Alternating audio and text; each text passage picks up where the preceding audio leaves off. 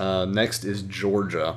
I've heard that Jacob Eason is going to come in and be, like basically what they talk about. He's going to be all world. He's going to be just beating people senseless. He's going to be Peyton Manning the way he was in his fourth year and his first year. And historically, you look at starting true freshman quarterbacks. Number one, they never start game one. They always get plugged into a system that's already set up, which they're having to learn a whole new system under Jim Chaney, who at least when he was at Tennessee was pass heavy. Of course, he had a lot better wide receivers and quarterback than he had running backs. And I've also heard that I haven't confirmed this for myself, but I've heard that at Arkansas he ran the ball a lot. I know when he was at Pitt they were pass heavy. Again, that could just be because they had quarterbacks and wide receivers better than their running backs.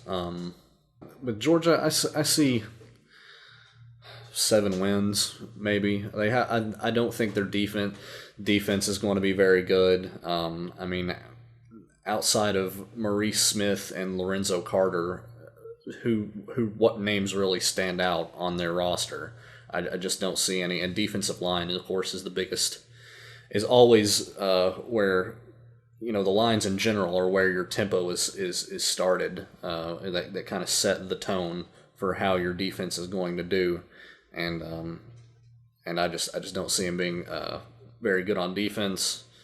Being Tennessee fans, the Georgia games kind of become our rivalry lately. They've all been really good games. And I'm going to disagree with you. I wouldn't be shocked to see Georgia win the East. You look at the supporting cast. Georgia's got athletes. The real wild card for me is their coaching, their head coaching. You got a first-time head coach with a freshman quarterback potentially. That could be a recipe for disaster. You could melt down, have 5 wins, which I'd love to see. I don't think they should have fired Rick. I think they're going to regret that decision. But conversely, I could see them shoot up to 9 wins in the Down East. They're going to beat Missouri, Kentucky, Vandy. I think they beat Florida. The Tennessee game, anything could happen.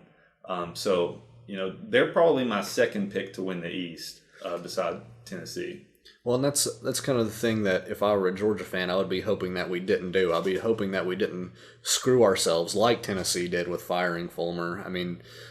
I think it was a good decision. I just think that my main problem with that firing was the AD. I think Mike Hamilton was just a terrible decision maker. Hired horrible coaches afterwards. So let's hope that their athletic director hasn't made the same mistake in hiring Kirby Smart. From what I've heard about him, he's kind of a loose cannon. He's kind of the Muschamp of Georgia, like very, very short-tempered. Yeah, and that's another thing that I think an edge that he could bring to this Georgia team that they didn't have could really help them. Rick was such an even-keel guy. Maybe a little bit of a culture change is all this team needs. How many games did they win last year? 10 games?